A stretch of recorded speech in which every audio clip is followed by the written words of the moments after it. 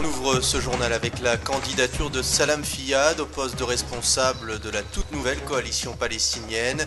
Le comité central du Fatah réuni à Ramallah a donné son blanc-seing à celui qui officiait jusqu'ici comme le numéro 2 du mouvement palestinien.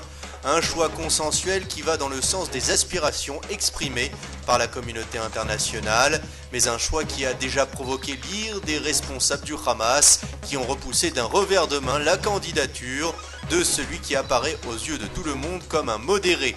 Un mois à peine après la signature du traité de réconciliation, les deux principales organisations palestiniennes exhibent au grand jour leur profond désaccord.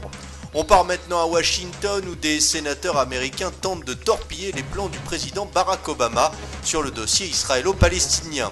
Pour rappel, le chef d'État américain cherche à imposer à Israël d'accepter de reprendre les discussions avec les Palestiniens sur la base des limites de juin 67, ce que l'État hébreu et son Premier ministre Benjamin Netanyahou ont bien fait de refuser. Eh bien, plusieurs sénateurs aussi bien républicains que démocrates ont déposé une proposition de loi afin d'empêcher le président Obama d'exiger d'Israël de revenir aux limites fixées avant la guerre des 6 jours. La liste emmenée par les sénateurs Orrin Hatch et Joe Lieberman évoque le danger sécuritaire encouru par l'État hébreu et rappelle le lien indéfectible qui unit les États-Unis à Israël. On enchaîne avec la Syrie où la situation empire d'heure en heure. Le président Bachar el-Assad a décidé de ne laisser aucune chance à son peuple. Le leader de Damas a donc envoyé chars, hélicoptères de combat et soldats surarmés pour mater les manifestants, toujours plus nombreux chaque jour. La ville de Jazer al-Shourour, située au nord-ouest du pays, a été le théâtre en cette fin de semaine d'un nouveau bain de sang. Pas moins de 40 personnes ont trouvé la mort dans les heurts qui les ont opposés aux forces de l'ordre. Des forces de sécurité qui, selon des témoins, tirent à vue sur tout ce qui bouge. Dans le même temps, plus de 5000 Syriens se sont pressés vers la frontière avec la Turquie pour échapper aux exactions de leur chef d'État.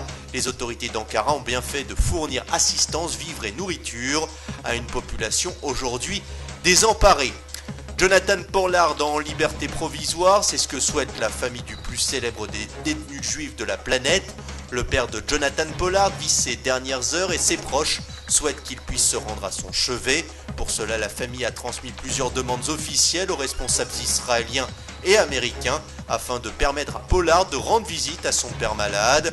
Plusieurs députés de la Knesset, dont le vice-ministre des Affaires étrangères Danny Ayalon, ont déjà fait pression sur le président de l'État, Shimon Peres, afin qu'il utilise ses précieux réseaux en vue d'accéder à la demande des Pollards.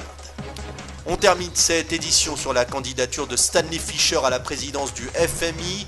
L'actuel gouverneur de la Banque d'Israël souhaite reprendre les rênes de l'une des plus prestigieuses instances financières de la planète. Le poste est à pourvoir depuis le départ de Dominique Strauss-Kahn, inculpé dans une affaire de viol. C'est une occasion unique qui ne se représentera pas une seconde fois, a déclaré celui qui a permis à l'économie israélienne de survivre à la crise économique de 2008. Sa principale rivale se nomme Christine Lagarde. La ministre des Finances française a pour elle les faveurs des chancelleries occidentales. C'est tout pour l'info, rendez-vous demain, même endroit, même heure.